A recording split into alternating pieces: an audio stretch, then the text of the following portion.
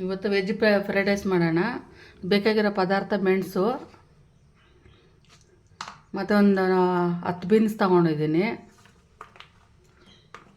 ಒಂದು ಎಲೆಕೋಸು, ಒಂದು ಕ್ಯಾಪ್ಸಿಕಮ್ಮು, ಒಂದು ಕ್ಯಾರೆಟು, ಒಂದು ಈರುಳ್ಳಿ, ಒಂದು ಬೆಳ್ಳುಳ್ಳಿ, ಸೋಯಾ ಸಾಸು, ವಿನೆಗರು, ಸ್ವಲ್ಪ ಉಪ್ಪು ತಗೊಂಡಿದ್ದೀನಿ.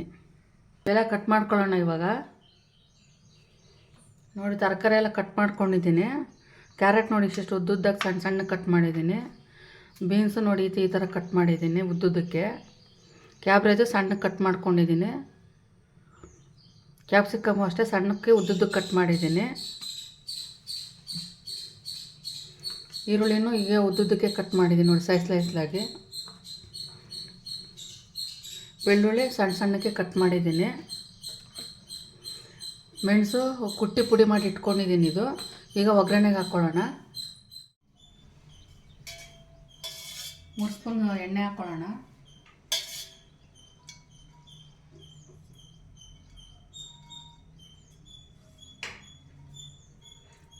ನಾನು ಅನ್ನ ಮಾಡಿ ಇಟ್ಕೊಂಡಿದ್ದೀನಿ. ಅದಕ್ಕೆ ಬೆಳ್ಳುಳ್ಳಿ ಸಣ್ಣ ಕಟ್ ಮಾಡಿದ್ದೀನಲ್ಲ ಅದು ಈರುಳ್ಳಿ ಹಾಕ್ಕೊಳ್ತಾ ಇದ್ದೀನಿ. ನುಣ್ಣಕ್ಕೆ ಚೆನ್ನಾಗಿ ಬೇಳೆ ಗಂಟೆ ಇದು ಫ್ರೈ ಮಾಡ್ಕೊಳ್ಳೋದು ಬೇಡ, ಸ್ವಲ್ಪ ಹಂಗೆ ಇಟ್ಟು ತಿನ್ನೋಕೆ ಚೆನ್ನಾಗಿರುತ್ತೆ.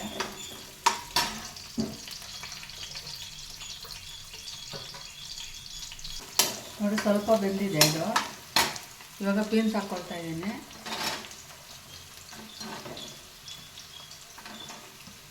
ಬೀನ್ಸು, ಕ್ಯಾರೆಟು, ಎಲೆಕೋಸು ಹಾಕ್ಕೊಳ್ತಾ ಇದ್ದೀನಿ.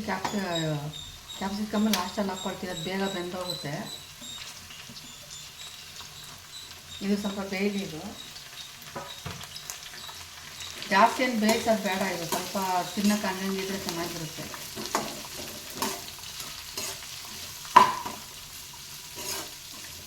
ನಾನೆಲ್ಲ ಉದ್ದುದಕ್ಕೆ ಕಟ್ ಮಾಡಿದ್ದೀನಿ. ಸಣ್ಣಗೆ ಬೇಕಾದ್ರೆ ಸಣ್ಣಗೆ ಕಟ್ ಮಾಡ್ಕೋಬೋದು. ಸಣ್ಣಗೆ ಕಟ್ ಮಾಡೋದು ಚೆನ್ನಾಗಿರುತ್ತೆ. ಒಂಚೂರು ಉಪ್ಪು ಹಾಕ್ತೀನಿ ತರಕಾರಿಗೆ.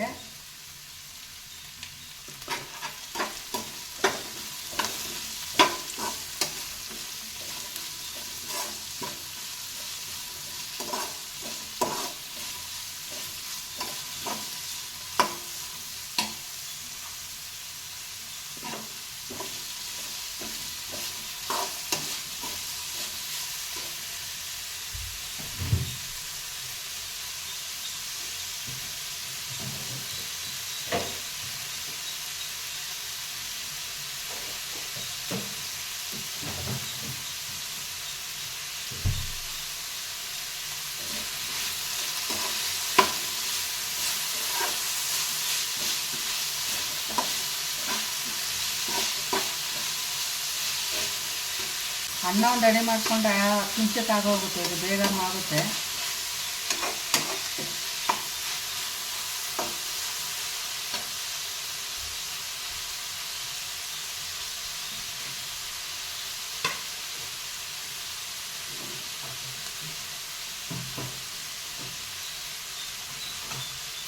ಇವಾಗ ಕ್ಯಾಪ್ಸಿಕಮ್ ಹಾಕೊಳ್ಳೋಣ.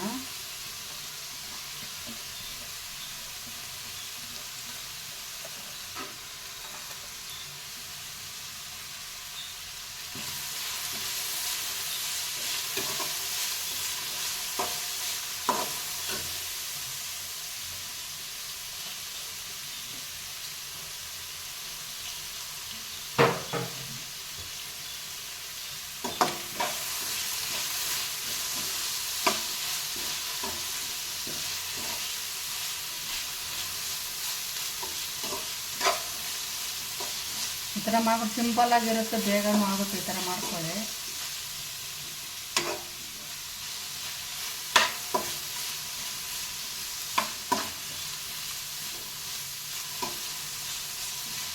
ರೈಸ್ ಹಾಕ್ಕೊಳ್ತಾ ಇದ್ದೀನಿ. ಮೊದಲೇ ಮಾಡಿ ಇಟ್ಕೊಂಡಿದ್ದೇವೆ, ಪುಡಿ ಪುಡಿಯಾಗಿ ಬಂದಿದೆ.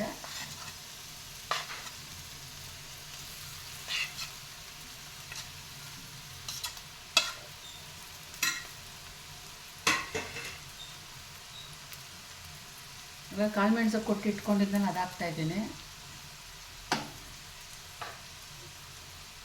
ಸ್ವಲ್ಪ ಸೋಯಾ ಸಾಸು, ಸ್ವಲ್ಪ ವಿನೆಗರು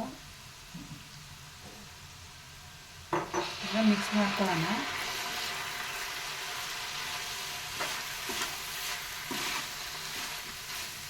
ಸ್ವಲ್ಪ ಉಪ್ಪು ಹಾಕ್ಕೊಳ್ತೀನಿ.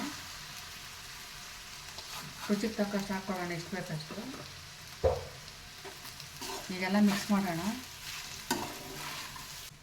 ಸ್ವಲ್ಪ ಕೊತ್ತಂಬರಿ ಸೊಪ್ಪು,